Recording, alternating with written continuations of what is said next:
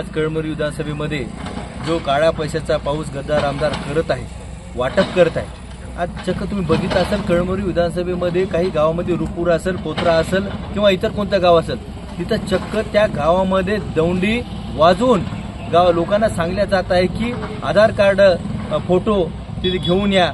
कळमनुरी विधानसभेचे गद्दार आमदार संतोष बांगर हे आपल्याला पैसे देणार आहेत, ते असं चक्क सांगून पैशाचा वाटप सुरू आहे. ते कुठंतरी थांबायला पाहिजे.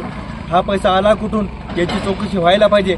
यासाठी आम्ही कलेक्टर साहेबाला निवेदन दिले, SP ऑफिसला निवेदन दिलं, की निवडणूक विभागाला निवेदन दिलं की निवडणूक डोळ्यासमोर ठेवून हे कुठेतरी कामं हे लोक काळ्या पैशातून लोकांचे मटका झाला असेल, तुमचं वाळू झाली असेल, या अवैध धंद्यातून हे पैसे कुठेतरी पत्त्या याच्यामध्ये जुगार याच्यामधून पैसा जमा करायचे आणि हे लोकांना वाटप करण्याचं काम चालू आहे. हे कुठेतरी थांबलं पाहिजे. यासाठी आम्ही निवेदन द्यायला आलो. आपल्याच आई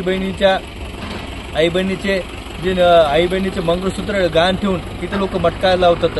तेच पैसा तुम्ही इथे हे करायचा, सातारा लुटायचा आणि पुण्याला दान करायचं, हा प्रकार चालू आहे. हे पुढे थांबायला पाहिजे. यासाठी आम्ही निवेदन दिलं.